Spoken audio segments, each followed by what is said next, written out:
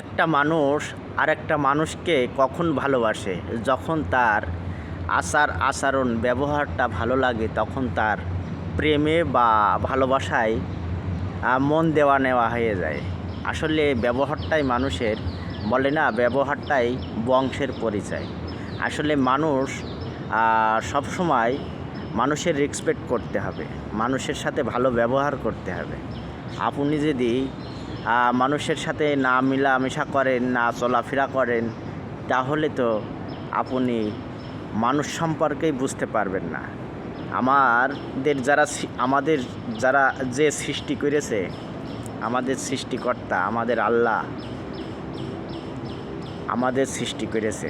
এই সৃষ্টি সর্বশ্রেষ্ঠ, এই মানুষ, আমরা সর্বশ্রেষ্ঠ। 18,000 মাখলুকাত, তার ভিতরে সর্বশ্রেষ্ঠ হচ্ছে আমরা মানুষ।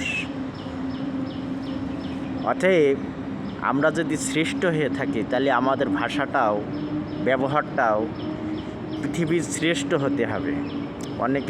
অনেকেরই আলাপ ব্যবহার, মানুষের সুন্দরভাবে সিস্টেম অনুযায়ী বুঝিয়ে কথাবার্তা বলা অনেক মানুষ আছে, তাদের কাছ থেকে শিখতে হবে।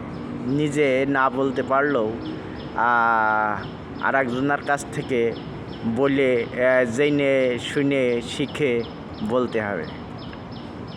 শিক্ষার কোনো লজ্জা নাই, বয়স লাগে না। শিখতে হলে যারা জানে তাদের কাছেই যেতে হবে, যারা জানে না তাদের কাছে গেলে কি আপনি শিখতে পারবেন? পারা যাবে না। অতএব যারা জানে, যারা বোঝে, তাদের কাছেই যেতে হবে। আর তাদের কাছে গেলে যে কোনো কাজ শেখা যাবে, জানা যাবে। অতএব যারা জানে তাদের সাথেই মিশতে হবে, যারা জানে না তাদের সাথে মিশে কোনো লাভ নাই। অতএব মানুষকে সাথে ভালো ব্যবহার করতে হবে, মানুষের ভালোবাসতে হবে, এটা সব সময় মাথায় রাখতে হবে। আল্লাহ বলেছে, আগে মানুষকে ভালোবাসো, তারপরে আমাকে ভালোবাসো। 10 জনায় যদি তোমাকে ভালোবাসে, আমিও তোমাকে ভালোবাসবো। এটা আমাদের সৃষ্টিকর্তার কথা। যদি মানুষ তোমাকে ভালো না বাসে, তাহলে আমিও তোমাকে ভালোবাসবো না। আগে মানুষকে ভালোবাসো, তারপরে আমাকে ভালোবাসো। এটা আমাদের সৃষ্টিকর্তা, আমাদের আল্লাহ এটা নিজেই বলে দিয়েছেন।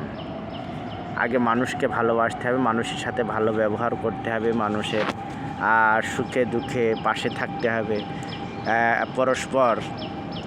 আমাদের মুসলিম ধর্মে আছে জামাত, মানে কাঁধে কাঁধ মিশিয়ে নামাজ পড়া, এটাই বলে জামাত। অতএব আমি এত দূর যাচ্ছি না, সকলেই ভালো থাকেন, দোয়া করবেন। আমি প্রবাসী, ভালো থাকেন।